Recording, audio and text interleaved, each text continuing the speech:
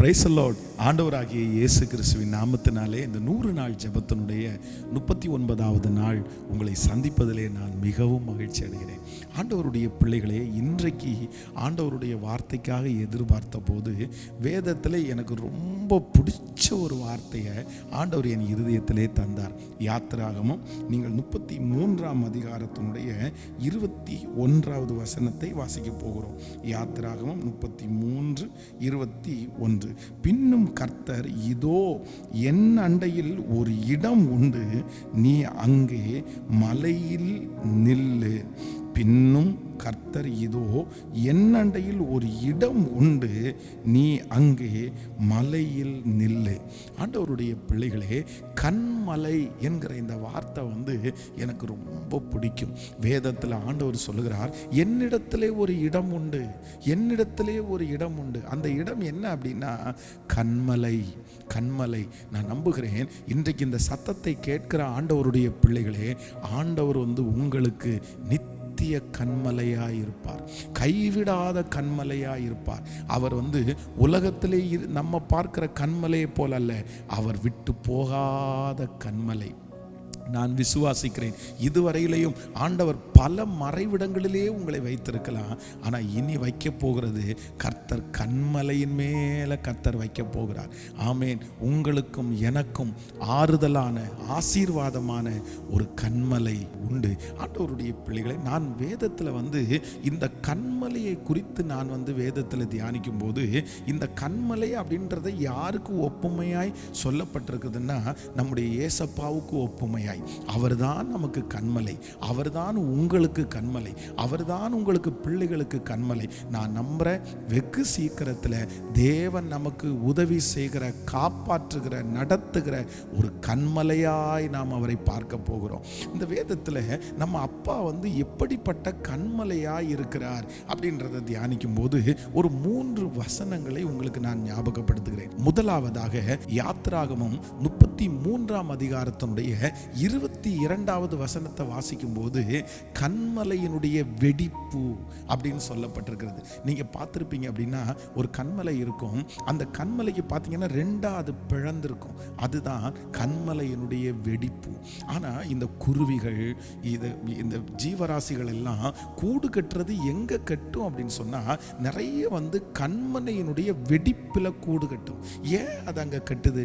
உயர சிகரத்துல கூட நிறைய கூடு கட்டாது, ஆனால் அந்த கண்மலையினுடைய வெடிப்பில் நிறைய கூடு கட்டும். காரணம் என்ன அப்படின்னா, எவ்வளவு மழை வந்தாலும் வெயில் அடித்தாலும் ஒரு பாதுகாப்பான ஒரு இடம் எங்க அப்படின்னா கண்மலையினுடைய வெடிப்பு.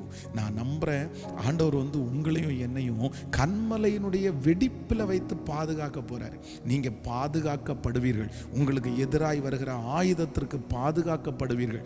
உங்களுக்கும் எனக்கும் ஒரு கண்மலை உண்டு, அந்த கண்மலையினுடைய வெடிப்பிலே நம்மை வைக்க போகிறார். நான் நம்புகிறேன், கண்மலையினுடைய முதல் அர்த்தம் என்னன்னா, எனக்கு ஒரு பாதுகாப்பு. மிரட்டுறாங்களா, கொன்றுவேன்னு சொல்றாங்களா, அவங்கள பார்த்தா பயமா இருக்குதா, இன்னும் என்ன செய்ய போறாங்களோன்னு நீங்க துடிச்சு போயிருக்கீங்களா?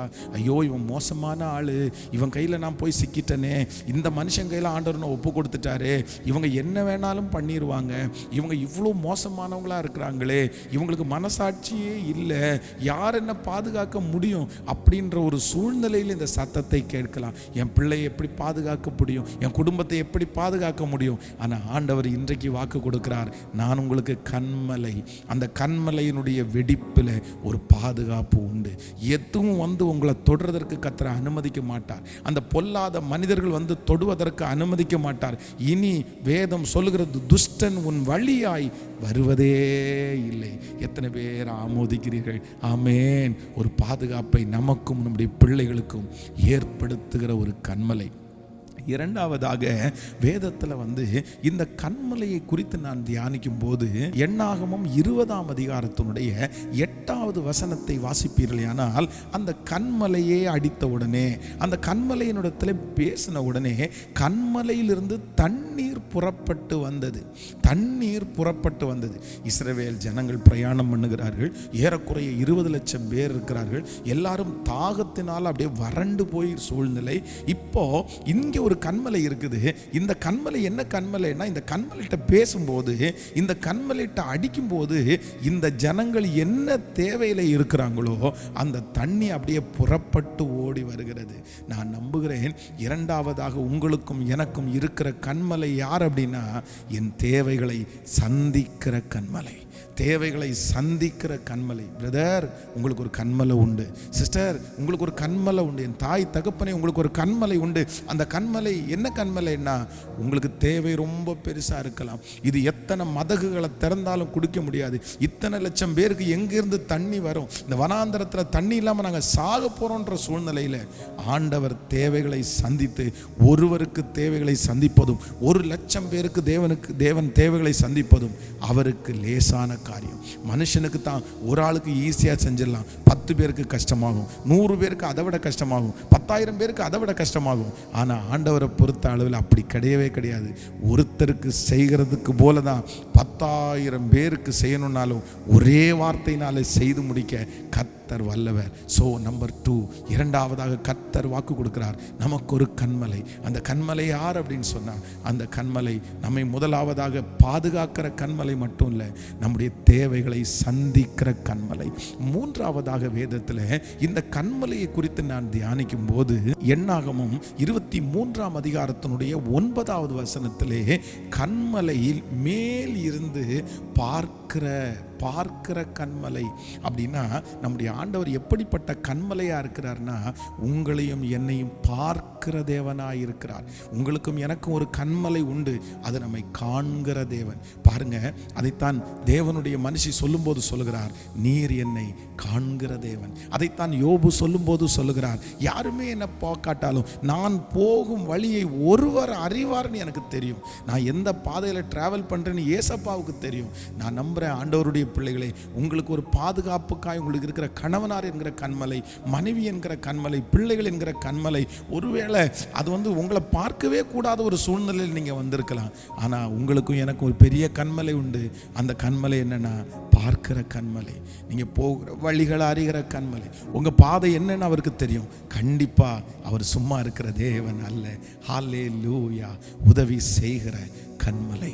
எல்லாரும் சொல்லுவோம், நீர் என் கண்மலை, நீர் என் கண்மலை, நீர் என் கண்மலை. இந்த வார்த்தை ரொம்ப நல்ல வார்த்தை, கண்மலை, கண்மலை. இந்த வார்த்தையின்படி நிச்சயம் ஆண்டவர் உங்களை ஆசீர்வதிப்பார். நான் உங்களுக்காக ஜெபிக்கிறேன். தகப்பனே, இன்றைக்கு இந்த சத்தத்தை கேட்கிற ஒவ்வொரு பிள்ளைகளுக்காக ஜெபிக்கிறேன். நீர் இன்றைக்கு வாக்கு கொடுத்தீர், நான் உனக்கு கண்மலையாக இருப்பேன், கண்மலையாக இருப்பேன். ஏசப்பா, ஒவ்வொரு பிள்ளைகளுக்கும் இந்த வார்த்தை ஆம் என்றும் ஆமேன் என்றும் அப்படியே நிறைவேறட்டும் ஆண்டவரே.